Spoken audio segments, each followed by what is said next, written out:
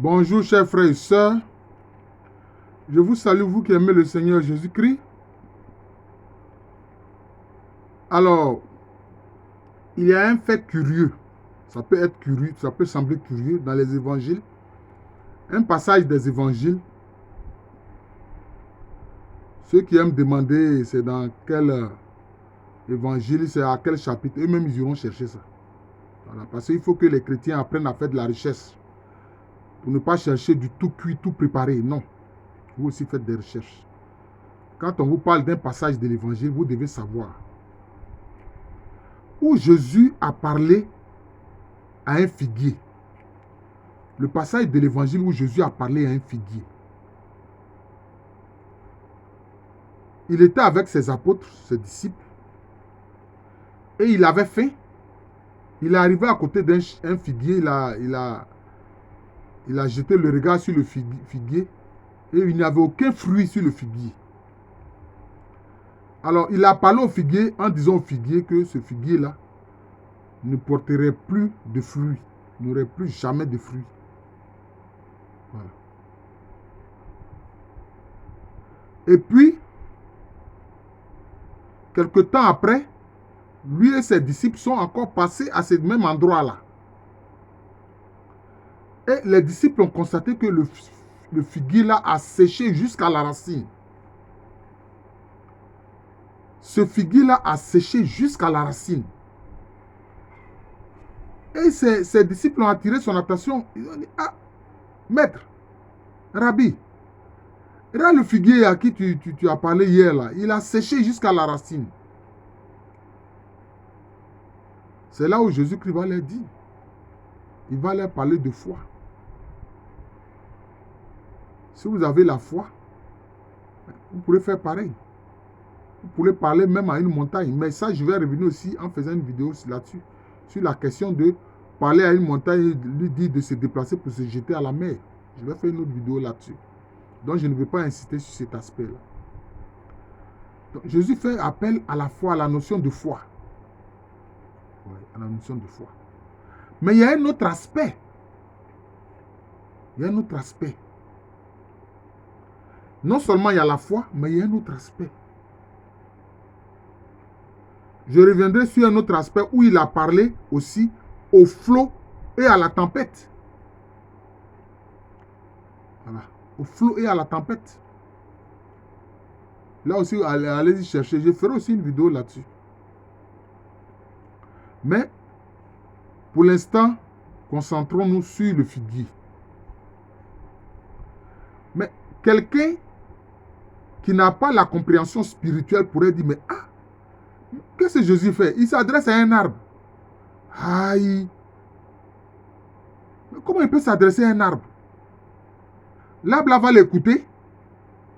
Est-ce que l'arbre là c'est un être humain qui a une compréhension, une intelligence pour écouter un être humain? C'est ce que beaucoup de chrétiens ne savent pas. Oui, l'arbre là a une conscience. L'arbre là écoute. C'est pour ça que Jésus lui a parlé. Parce que ceux qui n'ont pas cette compréhension vont dire, mais ah, mais donc Jésus il est fou, hein? Comment lui peut s'adresser à un arbre? Ceux qui veulent prendre le risque pour dire que notre Seigneur Jésus-Christ est fou, ça c'est leur affaire. Pourquoi est-ce que je dis que Jésus, c'est en toute conscience qu'il a parlé au figuier? Et on a vu que le figuier l'a écouté. Puisque le figuier a séché jusqu'à la racine. C'est-à-dire qu'en fait, le figuier est mort. Pourquoi? Mais ça relève un pan de la création. Quel est ce pan de la création? Comment Dieu crée? Il crée par sa parole. Je répète, Dieu crée par sa parole. Mais la parole de Dieu, c'est qui? C'est la personne de Jésus-Christ. C'est quand il vient dans le monde en prenant chair qu'on l'appelle Jésus. Mais sinon, la parole de Dieu est de toute éternité. C'est pour ça que quand vous regardez le prologue de l'évangile de Jean, c'est-à-dire l'introduction de l'évangile de Jean, dit quoi? Au commencement était la parole. Et la parole était avec Dieu, et la parole était Dieu. Et elle s'est faite chair. Vous voyez? Donc le Christ, la parole, le logos de Dieu est de toute éternité. Puis maintenant, il est venu dans le monde en prenant un corps humain. C'est la personne de Jésus. Mais Dieu crée, c'est par sa parole. Donc, sa parole est comment? Sa parole est vivante. Avec sa parole, elle a créé des arbres. Avec sa parole, elle a créé les êtres humains. Avec sa parole, elle a créé les différents animaux. C'est comme ça. Avec sa parole, elle a créé le soleil. Avec la parole, elle a créé la lune. Elle a créé les planètes. Elle a créé les virus, les microbes. Tout ce qui vit, c'est la parole de Dieu qui a créé tout ça. Mais tout ça a une utilité. Ne vous trompez pas. Même notre corps que vous voyez là. Il y a plein de virus, mais il y a des virus qui sont utiles pour le bon fonctionnement de notre corps.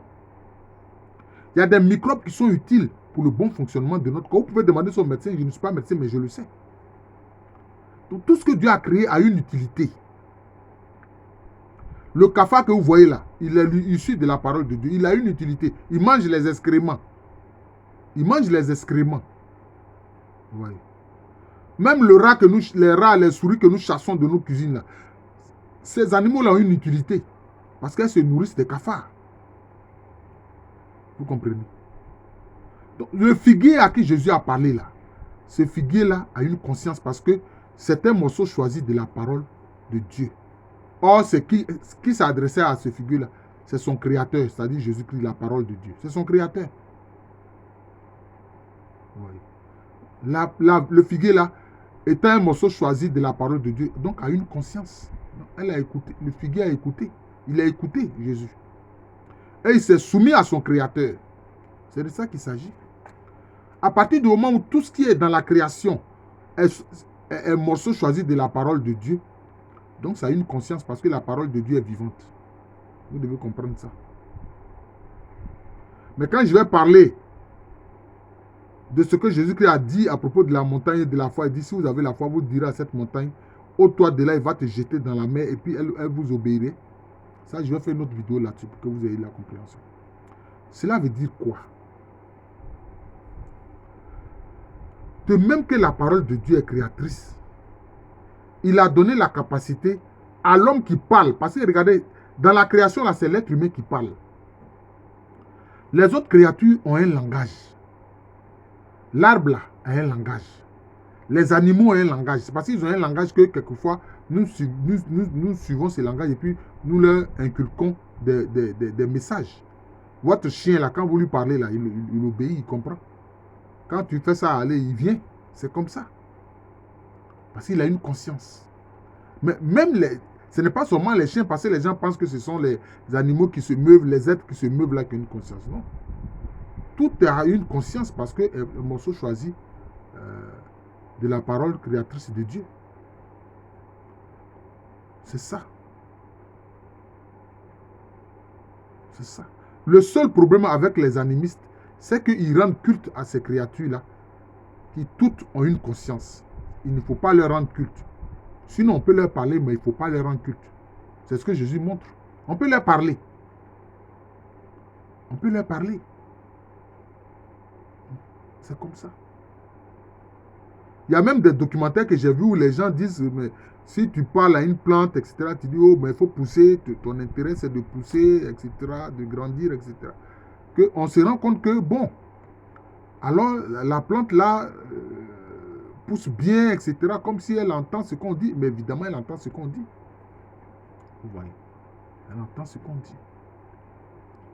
Et comme toi, être humain, Dieu t'a donné la capacité de la parole comme lui-même.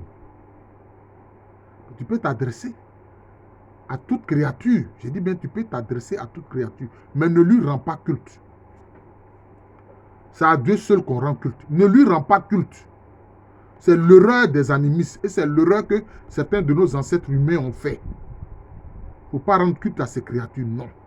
On rend culte au seul créateur. Mais à toutes les autres créatures, on peut leur parler. Tu leur parles simplement comme tu t'adresses à un être humain, c'est tout.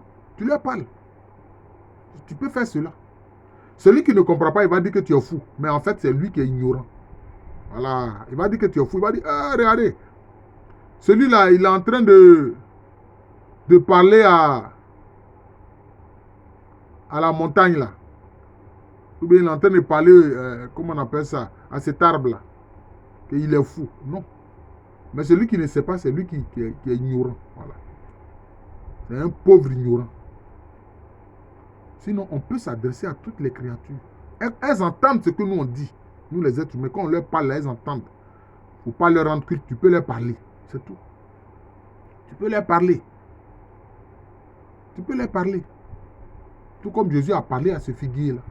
Tu peux faire pareil. Mais attention, ne rends pas culte à une créature. Rends culte au seul créateur. Mais tu peux parler. C'est clair, tu peux parler. Tu as une plantation de, je ne sais pas moi, peut-être de cacao ou de café, et puis tu vois que ça ne pousse pas bien. Bien sûr, on peut dire oui, il faut mettre de l'engrais ici, etc. Mais tu peux t'adresser à ces cafés-là. Tu dis, hé, vous là, vous voyez toute la peine que j'ai eu à faire pour vous planter. Grâce à Dieu, je vous ai mis en terre et donc vous avez la capacité de grandir, de vivre. Je vous demande de grandir, de vivre. Je vous demande, je vous ordonne de grandir, de vivre. Voilà. Je ne vais pas, la pluie ne va pas tomber inutilement et puis vous ne grandissez pas, vous ne poussez pas, vous ne produisez pas de fruits. Si tu leur parles là, tu vas voir que ces plantes-là vont obéir. Elles vont produire de sorte que tu seras surpris. Ceux qui n'ont que l'esprit cartésien, c'est-à-dire qu'ils n'ont que l'esprit cartésien. Ils n'ont pas l'esprit qui va au-delà du cartésianisme. Tout être humain a un esprit cartésien parce que tout être humain connaît la logique. Mais il faut aller au-delà. Il faut aller dans le monde de l'esprit. C'est ça. Alors, tu pourras t'adresser à tes caféiers, à tes cocoyers. Allez, poussez bien, poussez bien. Quand vous poussez bien, c'est bien. C'est comme si vous obéissez à ce que Dieu dit. Parce que Dieu veut que tout produise du fruit. Et vous aussi, vous les caféiers que j'ai produits là, j'ai planté, vous devez produire du fruit. Vous les cacaoyers que j'ai plantés là, vous devez produire du fruit. C'est la volonté de Dieu. Allez, produisez les fruits. Produisez les fruits. C'est ça. Donc, c'est pour ça que Jésus a parlé aux figuiers. Voilà. Et nous allons faire une vidéo sur la partie où Jésus a parlé au flot de l'océan et à la tempête. Je vous remercie. Donc ça fait quelques jours, je peux dire mes auditeurs de ma chaîne YouTube, Gens de l'amour de Jésus, n'ont pas eu de vidéo de moi. C'est dû à mon travail d'enseignant à l'université Frisot-Boigny. Voilà, il y avait des soutenances de thèse qui étaient en souffrance. Donc il fallait les évacuer. D'ailleurs, ce n'est même pas encore fini. C'est pour ça que vraiment ça a fait presque plus de 6 jours que je n'ai pas fait de vidéo. Je n'ai pas échangé avec vous. Je vous remercie. Je dis merci à tous ceux qui se sont abonnés à ma chaîne YouTube, Gens de l'amour de Jésus. Vous voyez que ces enseignements sont importants. C'est vraiment utile.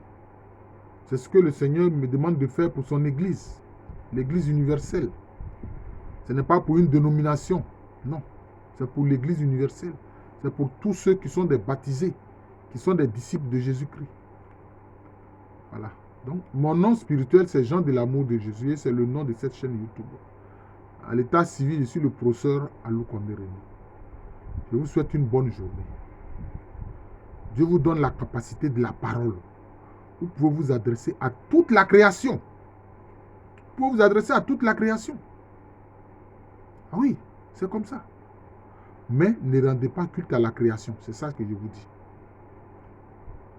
C'est ça. C'est tout. C'est ça qu'il faut savoir. Bonne journée et que Dieu nous garde tous.